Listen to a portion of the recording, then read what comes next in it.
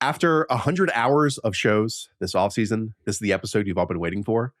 Me versus Hayden. Yes, the players that we disagree on the most. Some of these we've discussed this summer, Hayden. Some we haven't. Maybe we've held some of our opinions close to the chest so far in our discussions.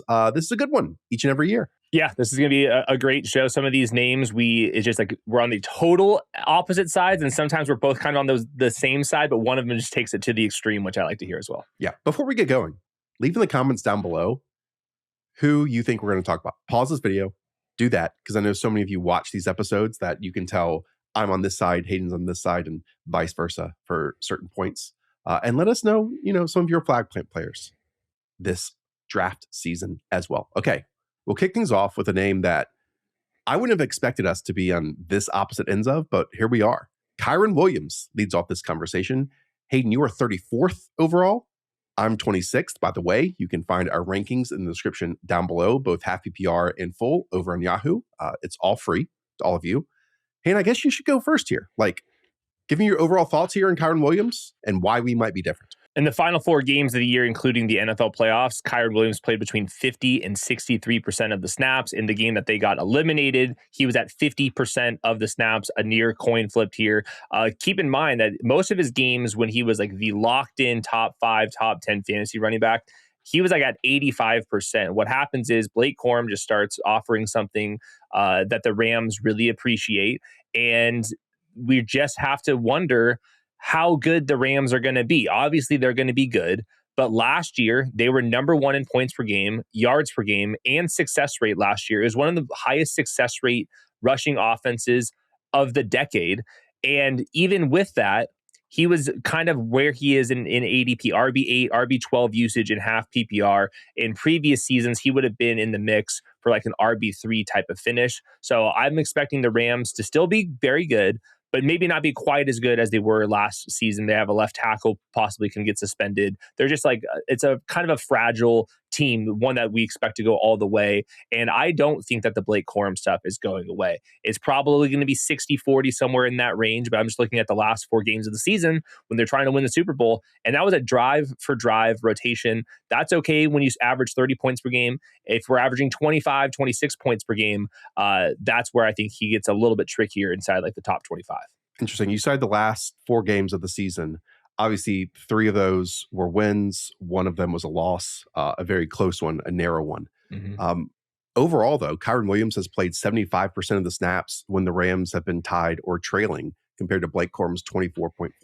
So while I understand that there were moments, and some of them happened towards the end of the season, again, when they were 3-1, that it was drive for drive, I do believe that just overall, when the Rams, and it isn't very often when they are trailing or even close to the scoreboard as maybe their opponents, I think Sean McVay leans more on Kyren Williams, and he's going to continue to do that. Now, 73% of the Rams' touchdowns last year were passing, the 4th highest rate in the league. So I think that could naturally get back to more rushing scores, and that would be incredibly advantageous for someone like Kyren Williams, because despite that number, Kyren Williams finished as the running back 11 in points per game. And right now he's being drafted on Yahoo as the running back 14. And he was tied for the 3rd most red zone rushing scores on the 5th most rushing carries inside of the 10-yard line.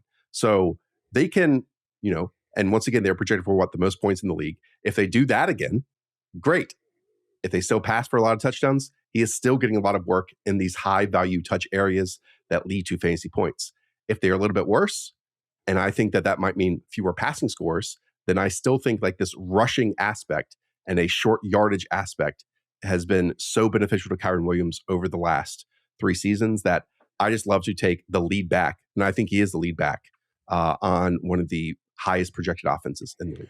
Yeah, that's why I have Javonte Williams 1 spot ahead. I just don't have to worry about somebody stealing goal line work in that situation. They're very similar players. And then the other thing is there's a bunch of wide receivers that I kind of put ahead of these running backs in this range. One of them being Jalen Waddle, Tedoroa McMillan, those types. So it's not that I think Kyron's the worst pick out there. It's just that I think that this season's not going to exactly resemble the previous seasons. And if the Rams take a step back, whether it's injuries or something like that, this committee backfield is like one that would like really cause him to tank. Like the Rams have to be elite for this to work. Decent case that's going to happen, but in those other cases, it's going to be a pretty bad pick. Yeah, I'm just looking at where consensus rankings have Kyren Williams. They have 31st, so they're basically, fencing it Right in the middle. in between us. Yeah, I mean, over the last 3 seasons, Kyren Williams has finished second, first, and third in fantasy points scored inside of the red zone. I mean, we just talk about touchdowns all the time. And Kyren Williams, even when, there have been challengers for his backfield and not, Kyren Williams still scores a lot of touchdowns because he's on the LA Rams. All right. Next up is Travis Etienne. We're flipping this one. I'm 43rd. You have him 35th. Why are you so into Travis Etienne this year for the 17th time this offseason? Yeah. Well, I don't think anyone has agreed with me, so I got to make my case once again.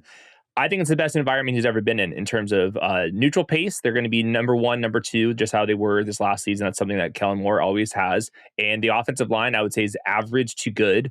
And every single season with Jacksonville, it's been bad to horrific. And even with that, in 3 of his 4 seasons, he's totaled 1,399 yards. That's plenty enough to be worthy of an early round 4 selection.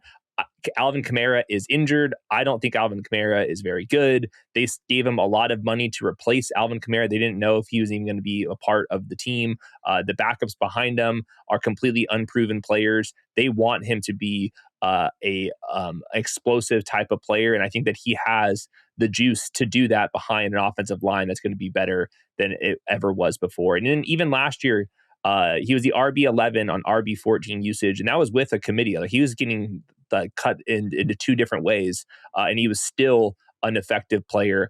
I'm not sure if this is going to actually be cut into that many different ways. I think that he's going to be out there for a lot of the early down snaps. I would be very surprised if Kamara's ever mixing in at the goal line. That's a pretty exciting role for a team. I think should be at least pretty high up there in terms of play volume. So to me, no player benefited more in fantasy football from turnovers than Travis Etienne did last year. Rich Rebar had an unbelievable stat over on Chart Football Analysis that Etienne led all players last season in fantasy points scored when the drive started in the opponent's side of the field with 82.2 fantasy points. The next closest running back was Jonathan Taylor at 30 points less at 52.4. And that's important because really in the second half of last season, since Jacksonville's week 8 bye, like Etienne, his underlying metrics were not good, He rushed for 3.6 yards per carry. That was 24th of 32 backs with 100 plus attempts, a 32% success rate. That was 30th across the league. He failed to gain any yardage on a league high 26% of his attempts over that span. Now, a lot of that can be attributed to the offensive line, as we always talk about with these running backs, is not just individual stuff. As we discussed yesterday's show, Jacksonville's offensive line for kind of the second year in a row was going through some chair shuffling. You would like to think that the Saints, with how much investment they have at their 2 tackle spots and then bringing David Edwards at guard, could be better in that department. But those are the numbers that we're working with. And just overall with this one, I am basically lockstep where he's being selected. You're the one kind of on the ledge here, ranking him almost 10 spots higher than he is going anywhere else. Yep. I drafted him a ton. He's riding the 3-4 turn to me. This is where he finished last year, if not even higher than this in the overall scoring. I think a lot of those metrics that you pointed to was just the offensive line difference that I'm going for. And there's only so many ways to kind of beat consensus right now. I think offensive line remains one of those. We're talking about 2 first rounders at tackle. David Edwards, the veteran, been there before. Eric McCoy, when he's out there, is rock solid. And then their worst one is at least still a former first round pick. They just don't have like that many guys in the skill group. I think that he's also like a candidate to catch more passes than ever, just more play volume. And if it's going to be Devin Neal and Audric Estime and Kendre Miller behind him, like I don't think he's going to come off the field very much. I am starting to wonder if and get a bit concerned that the Saints offense in a perfect world on paper looks great. And then when you dig below the surface, it's quite fragile. Like every single one of these pieces is fragile. Jordan Tyson, that's already happened. Chris Olave exited practice today. Hopefully he's totally fine. But as we heard, he actually has a clause in his contract. This is from Nick Underhill that if it goes back to why he missed so many games for consecutive seasons about head injuries and he can't be cleared anymore, then they basically can get out of that deal. We know about Tyler Shuck's injuries in college and Travis Etienne's in the NFL, all this type of stuff. So I think, though, the number one talking point with Travis Etienne for me is this glut of wide receivers. Again, it's the conversation every single time. I appreciate him, but for you are basically selecting him, and you can tell me if I'm wrong with these names, ahead of, again, this is just where the board has him, Zay Flowers, Jalen Waddle, Tyrone McMillan, Emeka Egbuka, and Ladd McConkey. Yeah, I think what happens though, especially on Yahoo, there's so much great value in like Matthew Golden, like those type of guys, John Stribling later on, that I feel better about, like drafting one or two strong wide receivers and then just like throwing 3 or 4 names into the hat, like the Jordan Addison tier. And then a lot of times you can get like Rome Odunze, who I really like, Christian Watson kind of at that 5-6 turns, just kind of depends on the format that you're in. DJ Moore, those type of names, Jamison Williams, even sometimes Luther Burden can fall that far where I still, as much as I like those wide receivers there are still some really strong wide receivers at the next turn, like, or you're gonna have to like be stuck with, the Travion Hendersons, like that's like the 5-6 turn running backs. And or you just take your running backs before this. Yeah, you definitely can. I'm not afraid, and I'm not above going running back, picking a wide receiver in round 3, and then in round 4, filling out my flex with Travis Etienne. I've done that plenty. There you go. Yeah, I just can't take him above Zay Flowers, Jalen Waddle, and some of the other wide receivers that we mentioned. So I think that's really the gap here versus maybe our actual running back ranking might be identical. It's more just the overall and comparing him to the wide receivers selected around him at this point. I didn't mention at the top of the show. Now's the perfect time. You might be the judge of who wins this battle of the brains here. So let us know in the comments at the end, and you can even tally them by player if you want to. Who wins for Kyren Williams, Travis Etienne, and throughout here, and let us know at the end who won the Hayden versus Josh debate of the rankings today. Next, it's basically the entire Colts passing game we disagree on. Tyler Warren, you have 67th overall. I'm 48th.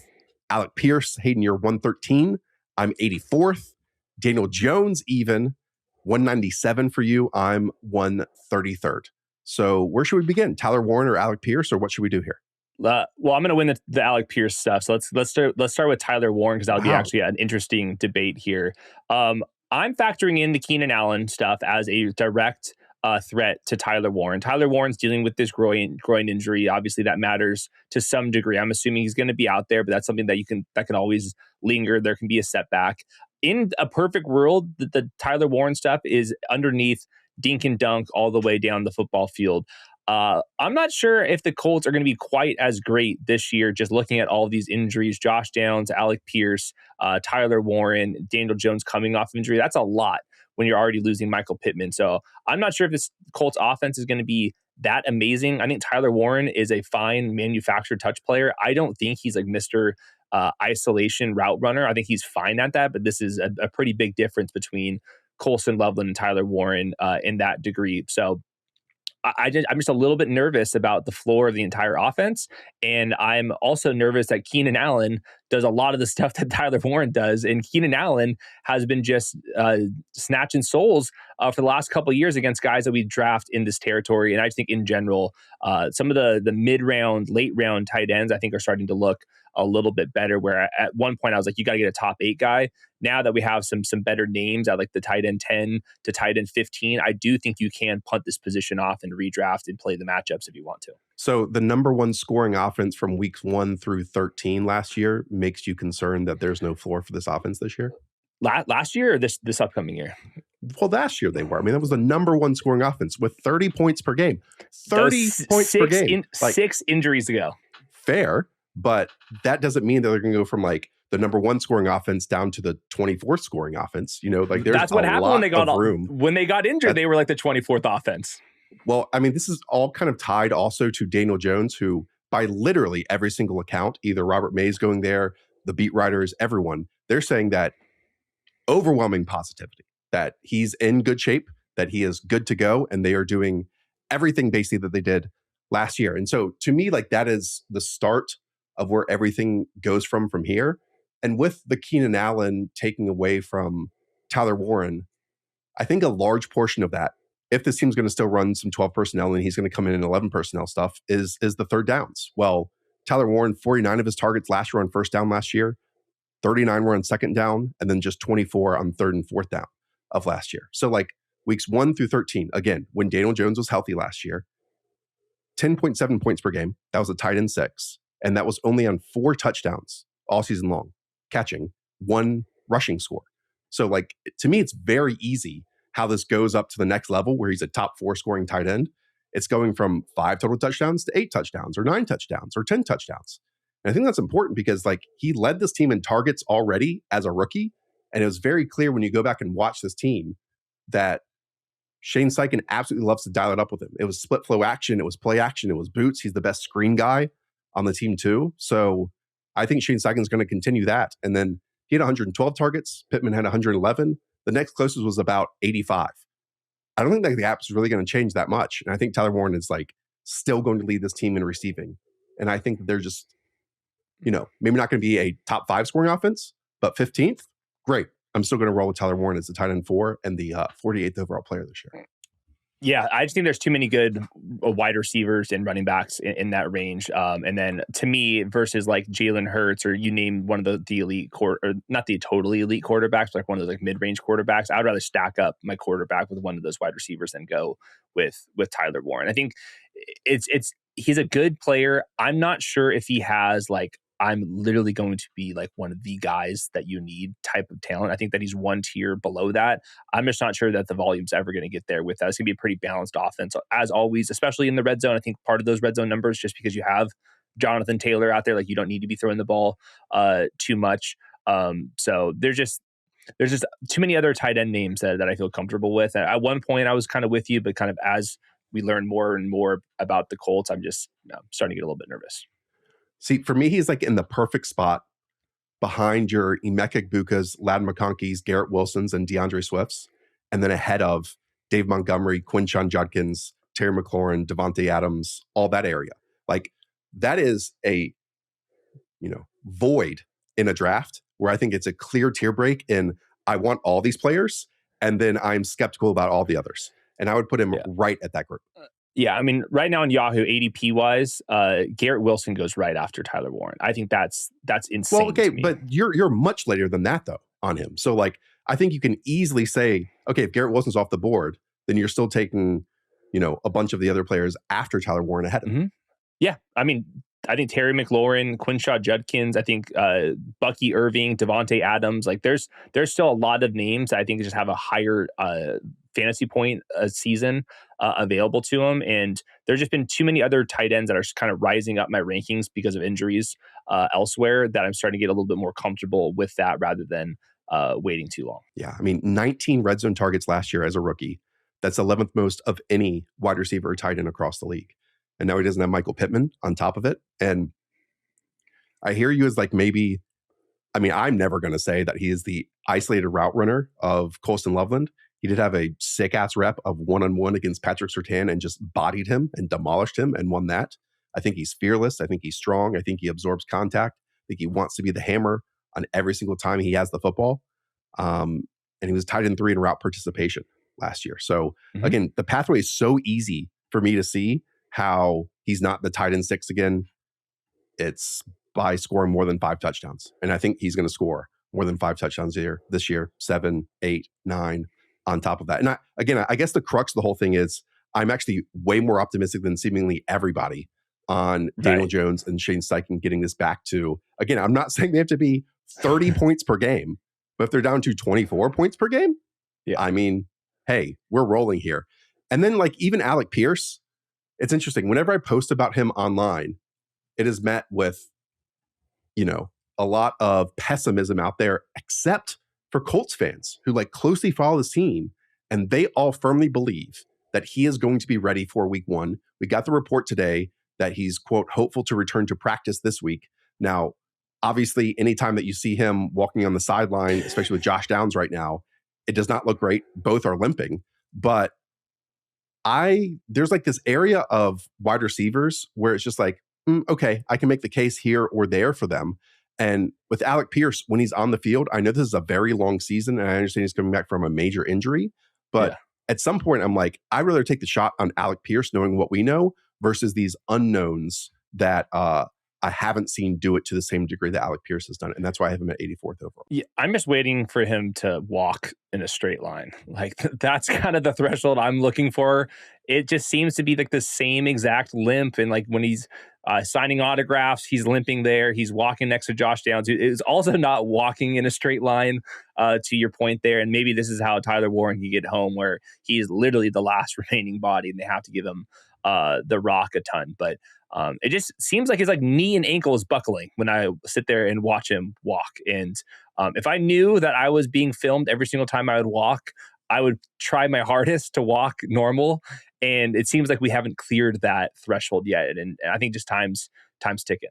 Okay, let's talk about Jaylen Warren. I think he might be your favorite player in the league. You have him 65th overall. I have him 81st overall. So again, this is one of those players that I think we're actually quite opposite on, in that he's going 73rd on Yahoo. So there's a nice 8-section gap between kind of both of where you have him and then much later where I have him. So we talked about him yesterday's show in the preseason week 2 notes. So what do you want to add here about Jaylen Warren?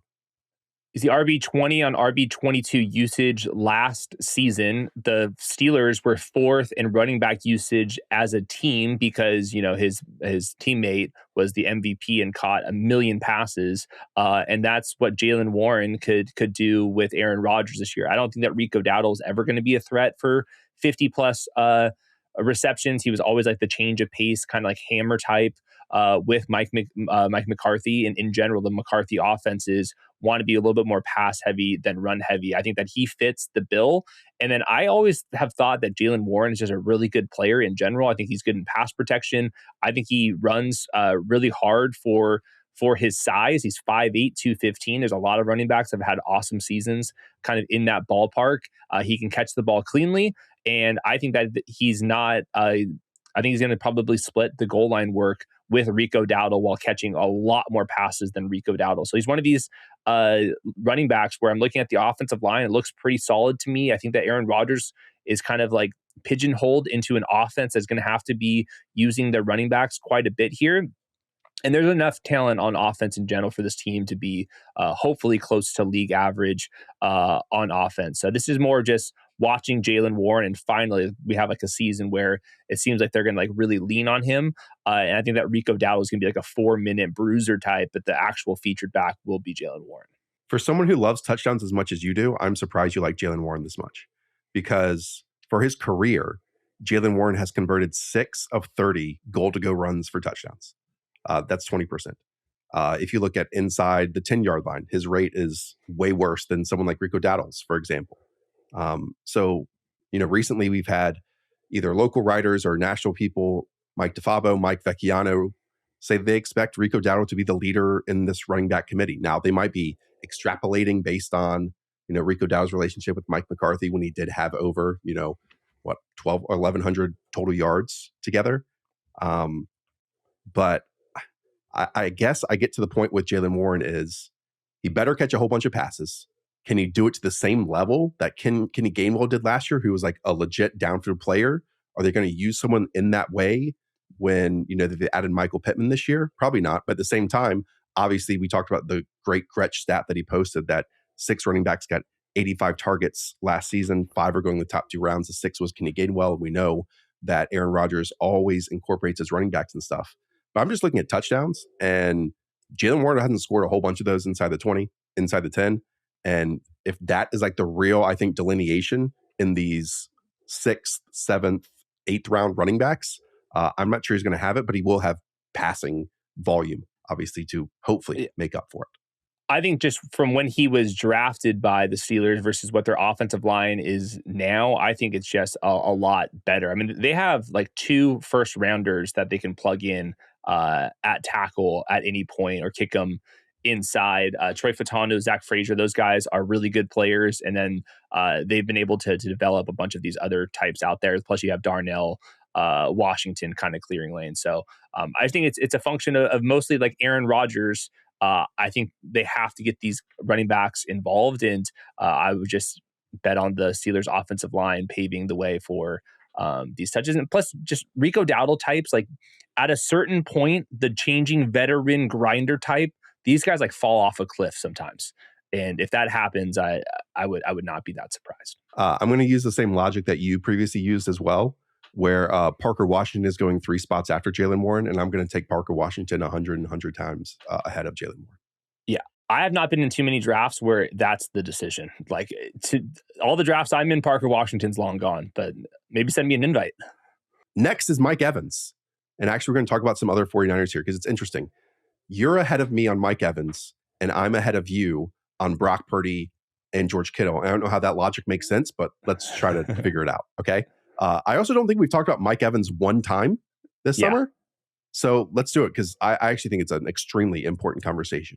He is my 67th overall player, and you just moved him down to 60th overall. My issue with Mike Evans, right now he's not participating in training camp. It's a groin issue. And that is after he had a quad issue already. I mean, reading between the lines, it seems like every time he tries to ramp up, he gets scaled back down again, and he already left practice twice this week. So quad strain, groin strain, and we're not talking about groin strains with Breece Hall or Tyler Warren or Bill Krosky-Merritt. We're talking about a 33-year-old groin strain.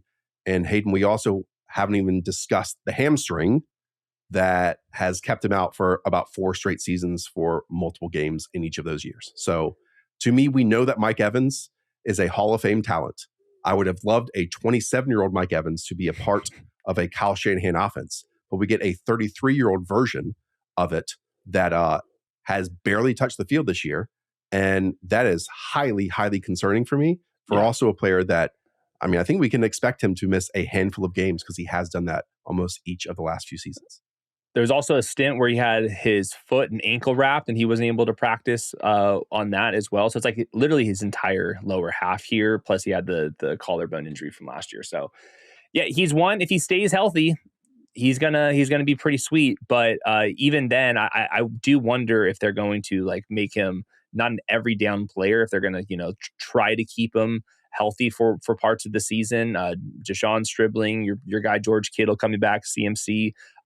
We'll see. I'm equally nervous. There is kind of like a pretty big tier break, around Mike Evans in wide receiver land. So sometimes in like round 5, he's like kind of like the best name available, but I never feel comfortable with him. And I think a lot of the running backs in that range, I feel a little bit safer with. I thought he was fine last year. I didn't think that he was like the best player like he had been in previous seasons. Yeah. And again, I am like 23 spots just at wide receiver, not overall, just at wide receiver ahead of the public in the market on Deshaun Stribling. Yeah. And then Mike Evans now, just on Yahoo, is going next to Jameson Williams, Christian Watson, and Rome Odunze. I'd rather take all 3 of those names ahead of Mike Evans. Like, to me, he's almost on a do not draft list at this moment. Yeah. Yeah. All those younger guys, I like a lot more. Okay. Well, I'm still very into Brock Purdy and George Kittle. Okay. Again, you have Brock Purdy 103rd. I have him 77th here. He's in that cluster of other quarterbacks to me that I think this is why he's this much higher than he is for you. Like, I have him ahead of Dak Prescott and Trevor Lawrence. It's simply put, like, this is a beat up group he played with last year. Offensive line, skill room, he was beat up too, and he still was the quarterback 5 in points per game. I understand that the easiest schedule in the NFL last year, other than the New England Patriots. But what I love is in this offense, he scores fantasy points, and in this offense, he throws down the field multiple times. He has led the NFL in terms of throws 10 or more yards down the field, and he's healthy at this point. It's very different than hopefully he was last year. And if that's the case, I still believe in him as kind of a pseudo gunslinger, even though he didn't have that mentality early on in his career. I agreed with a lot of your analysis. I just like disagree with how we're valuing it. I just can't put him ahead of like that entire tier group. And I'm just like letting the board kind of fall to me where like just whoever's still available is going to be my quarterback. But I do think someone like Dak Prescott is just a full tier ahead. Just looking at the weapons, the offensive line, I just think that it's just two totally different animals that we're working with CeeDee Lamb, George Pickens, an entirely returning offensive line rather than what Brock Purdy's dealing with. And I just think that Dak is still just a better quarterback in general. So yeah, I'm fine with Brock Purdy. It's just I don't draft a lot of Mike Evans. I don't draft a whole lot of George Kittle, which we'll get to. So there's not that many times where like I'm forced into like stacking up Brock Purdy, and I draft like a lot of the other wide receivers that are attached to the quarterbacks that go around them. So like to me, quarterback's easy this year. I'm waiting and then I'm stacking, and I don't really have to like nail the exact rankings. These guys kind of all are pretty similar to me, and I just want to stack my quarterbacks, and I'm not going to force the issue with Brock Purdy versus somebody else. Yeah, I mean, as we talked about in the round by round analysis of our favorite picks, like I'm taking the guy that's falling here, whether it be Purdy, Dak Prescott, Trevor Lawrence, or Bo Nix. Like I'm happy to do that. But again, if I'm prioritizing Stribling, if I'm taking George Kittle and happy with him like around ahead of where he's going right now, which by the way, I think that is going to extremely change over the next couple weeks, then yeah, I do end up with Brock Purdy because I am already drafting his stacking options. Just quickly on Kittle, when they played together, he has a team high in terms of end zone targets at 33%, 2.18 yards per route run, which ranked third among tight ends last year. You know, he's third in fantasy points per route. He's an animal. He's a freak. I think he is one of these guys that is just built different, and despite his age, comes back from these injuries at a high level. And to the point that you said before, he's very easy to pair if you have some early season concerns with Juwan Johnson, for example. And so if I am out on Mike Evans and I'm in on Brock Purdy, then I need to also be in on the likes of George Kittle and Stribling because I believe in this offense and I believe that the passing game is still going to be successful. And if Evans isn't going to do it to the degree that other people think he is, then I think Kittle and Stribling are going to do it for them. Yeah. To me, the Kittle one's fascinating because it just comes down to like how healthy he is. And like he's going to be out there early on. Is he going to be out there in a full-time capacity or anywhere near that? I'm maybe more skeptical than many people with that. And then also he's never been an elite like volume guy. He's just been the best and like the highest efficient player in the entire league. And I think that's asking a lot. So he either needs to just be as good as he was before the injury, which is, I think is asking a lot, or his volume has to come up. And I'm just not sure if this would be the season where all of a sudden his volume is going to come up. So if you just like start dinging down his efficiency numbers and like kind of keep his volume kind of where it is, it's hard for me to make the math work. Now, your point is he's been an outlier forever and he's just going to do it again. And that is possible. But I think that we're kind of pushing this pretty far. Now we're talking about a 30, almost 33-year-old, and 9 months from his Achilles surgery will be week 1. And I think that's it's possible that he returns there, but I would just guess like the first half of the season he's gonna be like ramping up, and by that point it's a little bit too late. Do you have Harold Fannin still over? I do. George Kittle? I do. I think that the target difference between the two is going to be pretty substantial. I don't have like those guys like that far apart anymore. I've been moving Kittle up just a little bit. To me, someone like Sam Laporta, Kyle Pitts, like those are the ones where I just think that there's like way more upside than I definitely have George Sam Kittle. Laporta well ahead of George Kittle. Yeah. I think that Dalton Kincaid versus George Kittle is fascinating. Dalton Kincaid is healthy right now. He's also awesome on a per route basis. And he's the younger player. Both offenses are good. So I think George Kittle versus Kincaid's interesting. I would just rather take the player not coming off the torn Achilles. Interesting. I think with the Kincaid stuff is in the last few years, he has supposed to have been the go-to player for them. And now DJ Moore is going to be the go-to player for them. Maybe. Yeah, I think DJ Moore is going to be a factor there. I also think that Dalton Kincaid's been playing through like a ton of injuries over the years. And I do wonder if like now that he's healthy right now going into the year, if he's going to be like able to be a bigger part of that offense. Plus you just have like different like the fact that the offensive coordinator is now the head coach and stuff. I do wonder if they're going to kind of soften some of the stuff that maybe McDermott wasn't comfortable with Dalton Kincaid. Maybe the offensive mind's like, dude, we're trying to put up points here and we're going to pass the ball, and Dalton Kincaid's going to be a big part of that. Because every single time he's out in the route, I do think that Dalton Kincaid is an awesome tight end. It's just only when he's out in the route. He runs routes. He's just not on the field as much, but maybe that changes, like you said. That's kind of what I'm hoping for with him. Okay. Yeah, I'm still 13 spots from George Kittle to Harold Fannin, higher on Kittle, because I think the 49ers are going to score way more points than the Browns. And we have talked about how Harold Fannin last year really got home because he was the only dependable pass catcher on that team. And he was the easy button on that offense. And I don't think he's going to be the easy button on that offense anymore. That's Casey Concepcion. Yeah. The other thing that the 49ers this year are projected for 25 points. There's been a lot of seasons where they've been like close to like 30 points when Kittle's been getting home. And I do think I'm pretty nervous about the 49ers just in general. Like it's another one of these like pretty fragile offenses where like I would not be surprised like this is the first time ever like they finished outside the top 10 in scoring just because of how fragile everything is. I've got some exciting news for you Bills fans, or if you just live in the Buffalo area and watch our show. Yes, Yahoo Fantasy Draft Weekend presented by Versed is coming to Dick's House of Sport in the Buffalo area. That is this Saturday, August 29th, 3 to 7 p.m. I will be there. Justin Boone will be there. And the wide receiver guru, Matt Harmon, will be there as well for a special live edition of the Yahoo Fantasy Forecast. We're going to break down everything that you need to know for your fantasy draft. We're going to answer your questions. And again, it's going to be a live show for you all to sit in and watch and listen to and contribute to. Plus, we'll give away some free things along the way. So if you're getting ready for your draft, this is the place to be. Bring your league mates, bring your friends, your fiance, your dog, whatever. Come hang out with us. We'll see you in Amherst, New York this Saturday, August 29th at 3 p.m. Okay, let's talk more tight ends then, because you have Isaiah Likely highest among everyone at Yahoo at 108th overall. Interesting, though. You were the lowest on the quarterback. I have Isaiah Likely 137th overall. So talk to me about Isaiah Likely and what you love about him this year. Yeah. This to me is just about the other wide receivers that are out there. It's going to be like Malachi Fields and Darius Slayton in a part-time role. And Isaiah Likely is going to be out there for almost all of the passing snaps. And he's going to be out in the route. It's just be like him, Neighbors, and Fields, because like they're going to have like a second tight end or a Patrick Ricard, one of those types out there. And in the preseason, whenever they were passing the ball, he was like a slot wide receiver. Like he was never had his hand in the dirt.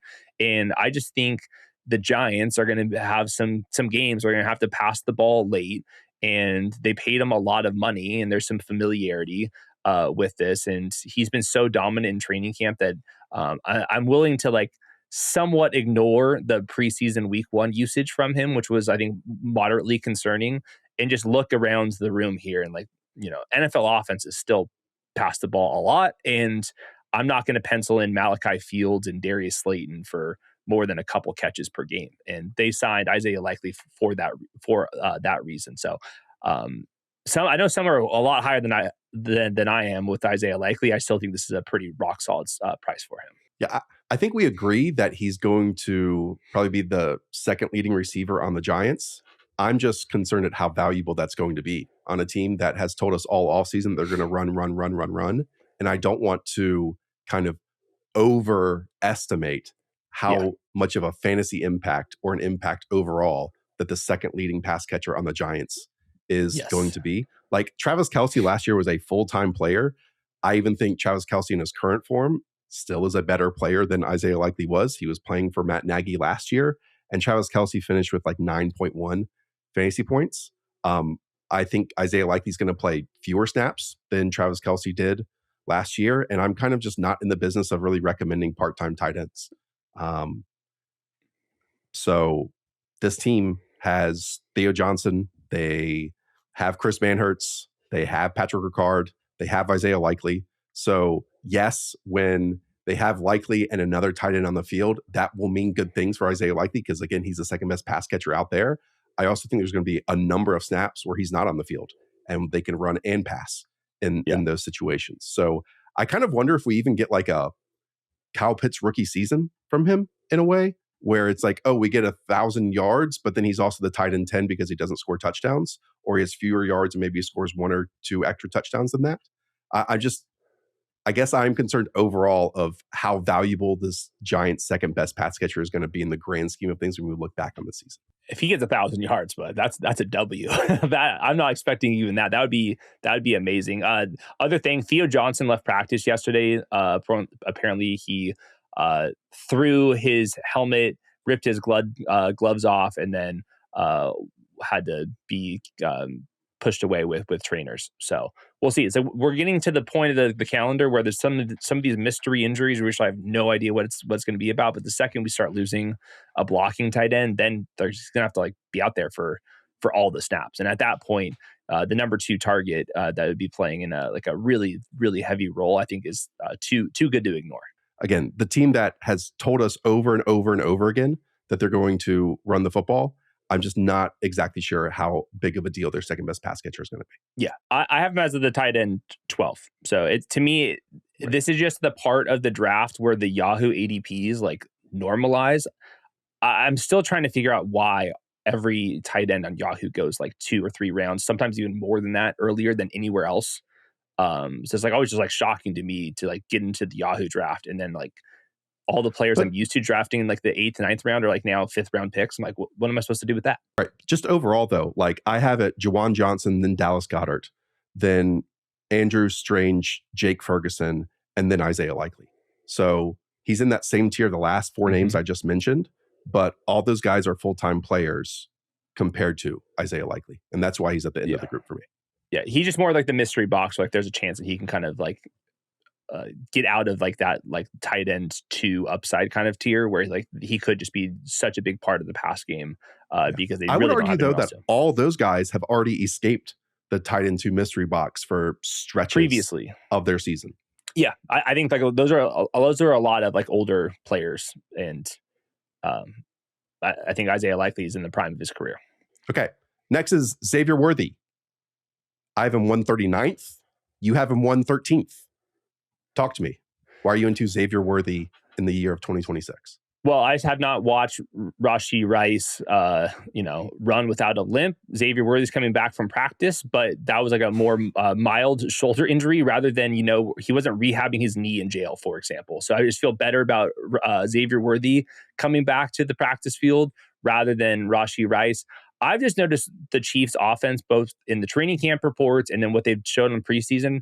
This is going to be a under center, play action, and then throw some deep passes type of offense. And I do think that Xavier Worthy has a much better chance in that situation. And I'm just very skeptical that Rashid Rice is going to be as target dominant as he was. Same thing with Travis Kelce.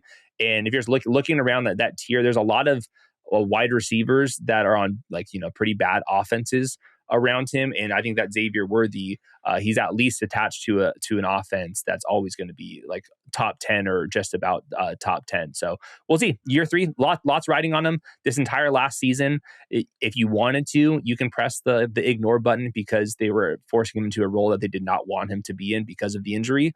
And at some point, I think they have to let go of those kind of the ways that they were hiding them and see what they actually have with Xavier Worthy. So I think it's just a pure dart throw. And after Matthew Golden's gone, Xavier Worthy's one of these names where I think he's going to be a full-time player.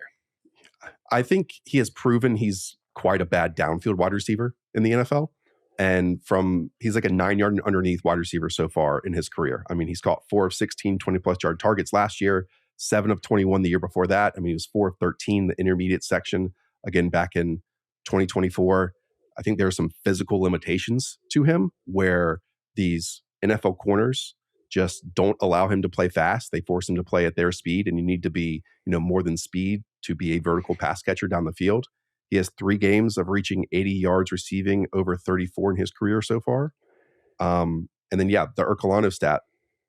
In games where Rashid Rice has played, Xavier Worthy has averaged 2.7 catches per game. So Xavier Worthy right now is the one who's not in team drills, and Rashid Rice is the one who's in team drills. Yeah, I think that's just a totally different styled offense. If we think this is going to be the Kenneth Walker show under center, then I think a lot of the ways that Rashid Rice was getting the ball to was because they didn't have that type. And when you do have that type, players like Xavier Worthy become a little bit more effective. So we'll see. I think I'm okay rolling the dice on a player that played through injury the entire previous season, and every single one of those stats those are included when he was just not healthy in those seasons. And if that gets kind of squared away, then maybe those data points were just like not all that exciting to be using as we project forward for a season where I'm expecting him to be healthier this year than he was last year for sure. Yeah, I also believe that Tyquan Thornton has shown himself to be a better downfield connection than Xavier Worthy has been throughout, like, again, the 34 games with Patrick Mahomes. Yeah, Patrick Mahomes has missed Xavier Worthy. That can't happen. Yeah, no, I mean, he's missed everyone. He's missed everyone down the field over the last couple of years. I would say a lot of those downfield numbers that you're citing, I can look at those and be like, well, Patrick Mahomes puts it on the money, and we're looking at 80-yard touchdowns. I think a lot is a stretch. I think Xavier Worthy has really struggled to get down the field against physical corners. Like, to me, he just kind of gets bodied in those situations. Yeah, I don't disagree. We're talking about the wide receiver 50-something in drafts. Yeah. Well, you wanted to talk about him. This was a name that you brought up. Yeah, I'm saying the Chiefs, full-time player. Right. Let's see what happens. Former first rounder. Let's see what happens. Okay. We'll close these out with, I guess, a wide receiver in Travis Hunter. You have him 163rd. And that's really the talking point here is you have him 163rd. So like that is fringing on your top 150 overall players. For me, I'm not really like, because with Yahoo, we have to factor in these defenses and kickers. So like his ranking of 200-ish for me, like doesn't matter here. But why do you even have Travis Hunter close to the top 150, which to me is like what everyone from home should be drafting off of? Like there's a chance that they end up with Travis Hunter at the end of their drafts if they use your rankings. Perfect. I mean, most players around him are going to score nothing and they can't be relied upon. And I think that's going to happen with Travis Hunter until it doesn't, until there's an injury. By the way, Jacoby Myers, like mystery injury, don't know what the hell it is. No one has a good idea what the exact injury is. And that's all it takes for Travis Hunter to become somebody that they really need. I think that his wide receiver film is very good. And the second he's in the starting lineup and he's a player that's getting more than 50% of the snaps, I think he's going to be very intriguing. So he's almost like a contingent running back. We draft a lot of contingent running backs. Not a lot of those contingent running backs were the second overall pick in the NFL draft. I think there's a lot of talent with him, and he's just waiting for somebody to go down with an injury, and then he's going to be forced out of there. Or Jacksonville just says, we're getting this guy on the field, and this guy is actually one of the most unique players to ever enter the NFL. So with the last pick in your draft, I'm okay waiting a month, figuring if it's going to work or not. And if I lose out on, Brian Robinson Jr. or something like that, so be it. Yeah, I mean, I would love for him to play more wide receiver. He's awesome at it. I really feel like last year there was the sliding doors moment that if he did play more, then he would be almost locked into one of the starting wide receiver jobs this year. But the injury did happen last year. And to me, the Jaguars have shown like very little inclination of adding snaps to wide receiver. And in fact, Hayden, I think they're drastically taking them away. Travis Hunter spent the vast majority of his reps over the last week at cornerback, according to our guy, John Shipley. He did not spend a single 11-on-11 rep on offense on Sunday, for example. That was with Jacoby Myers hurt. So if we look at the depth chart and we read some of the beat writers, they're saying that Travis Hunter is basically only working at X, and that is as Brian Thomas Jr.'s direct backup. And that's it. In the joint practices, which, I think for a lot of these teams, especially someone like Travis Hunter, who we're not going to see probably for a single snap in preseason, maybe we should read into that more than any of these preseason games for the Jaguars. He had 28 snaps on defense and 2 on offense. Now, that is notable. They were splitting the field, so it was just offense on one side and defense on the other, and they're going back and forth and all that type of stuff. Yeah. But I mean, I think he's the Jaguars' cornerback 1. I know the season is extremely long, and if he does line up as a starting wide receiver, and I think he's capable of doing it, then I'd be really excited. But again, despite what Travis Hunter and Liam Cohen and James Gladstone have said, I think their actions have spoken so far this offseason that Travis Hunter is going to see the vast, vast, vast majority of his snaps on defense. I think they told him to put on weight because they want him to play a ton of snaps. And I think that means on both sides of the ball. I think that the scrimmage stuff, I don't know how the layout of the practice is. Like, it might have literally been impossible because they were scrimmaging on both sides of the field and stuff. I just don't know what that split could be. That could be total nothing burger. Brian Thomas left with an injury today. Jacoby's banged up right now. Like, this is how all of a sudden, if he was a full-time player in this offense, we would be drafting him in the 5th round.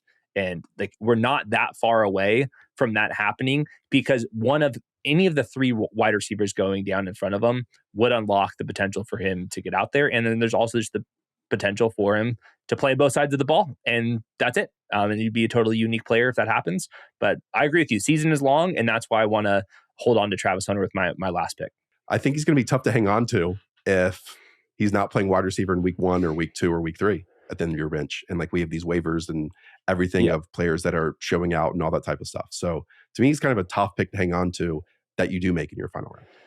Yeah, obviously it depends on how big your league is. There's also just like too many wide receivers. I just don't see like the true upside of them connecting on. So like, it's kind of like the Trey Harris, we'll see about like Deebo Samuel, Pat Bryant, like these type of guys get drafted ahead of him. Like Rashid Shaheed, I like Rashid Shaheed, but he's only going to get so many targets per game. Like, I just don't see the pathway for a lot of the guys in front of them to get enough volume where they're going to like be consistent top 30 assets. And we're one injury away from Travis Hunter, I think, being one of those guys. So it's just like would you rather have Kenny Gainwell or Tank Bigsby debate? It's like the same exact thing at wide receiver. And I'm always on the side of the Tank Bigsby's, where if something goes our way, we have like a league winner rather than someone that was like moderately helpful in helping you out. I mean, it is on my radar that the dude had no idea where to line up for the first 7 weeks of last year. And then he has spent these last week and a half doing almost solely defensive work. And so then asking him to know exactly where to line up in any of these 3 wide receiver spots seems like a stretch to me. So I kind of understand it from their perspective. If he's only learning X and he's the direct backup to Brian Thomas Jr. And so if BTJ misses time or gets traded or whatever, then yes, I am all in. But again, for someone that seemed kind of overwhelmed, and it made sense based on his college days, I'm not sure if and it doesn't seem like they're comfortable with him being like, oh, Jacoby's out, you're just going to play Jacoby's spot. Or Parker Washington's out, you're just going to play in his spot. Like, I'm not sure if they're there yet with him right now. Yeah. We'll learn. This is just, to me, just like all about the upside play. And I think in redraft, like that's a really good spot to be in, because you're not going to play him until you feel comfortable with it. And I think we would have the signs that like they're ready to unleash him. And I think that's going to be due to injury, if anything else. But, how many teams have their top 3 wide receivers stay healthy the entire season? It just doesn't happen very often. Yeah, you and I also really disagree on Rashid Shaheed. Like, I have him 126th. I'm the highest of the group. And then you have him 145th. I think this could be like a real Rashid Shaheed breakout. Now, who knows if the Seahawks are going to be as good as they were last year, as the most efficient, off play action, all that type of stuff. But I think it was a tall ask for him to hit the ground running after being traded mid-season for a team that was already winning a whole bunch of games, despite knowing Clint Kubiak's offense. And obviously now it's Brian Fleury calling passes or calling plays. But I think it's quite easy for him to overtake Cooper Kupp in this offense. And Torrey Horton's already injured. Yeah. And so I think Rashid Shaheed is one of my favorite late round wide receiver picks right now, 100%. Yeah, I think he's the same thing where we're talking about defenses and kickers and whatnot, and in my rankings where maybe I'm a little bit more aggressive on those positions than Rashid Shaheed. I think Rashid Shaheed, it's not even close. Him versus Cooper Kupp, it's like not even close. Right. Yeah. Right. Yeah. He's kind of maybe like one of the, I think, quiet winners of the offseason, that he's getting zero work mainly because of, barely playing. But I highly doubt he barely plays this year. So I'm excited to see what Rashid Shaheed does. Okay. I think that does it. Beautiful. The next show is your least favorite pick in every single round. We already have our favorite pick in every single round. Both those videos are already on the channel. My version of that comes out on Sunday. And then while I'm out away up in Buffalo, New York, which, by the way, Dick's House of Sport, all of you can come join me and Matt Harmon and Justin Boone there on Saturday for a live show. You're going to have some guests on for Thursday, correct? I am. Jacob and Sam from the Waiver Wire shows of previous. They're coming on. We're doing like a little truth serum. Just like let it rip. Don't be afraid of being wrong. Just let it rip. Give me the actual truth. And those guys aren't afraid of doing that. So I'm excited for it. Love that. It's going to be an awesome show. I'll definitely watch it while I am away. You all have been watching our shows at a ridiculous rate over the last few days and few weeks. We really, really do appreciate that. Thank you for the support. Thank you for leaving a thumbs up and hitting subscribe.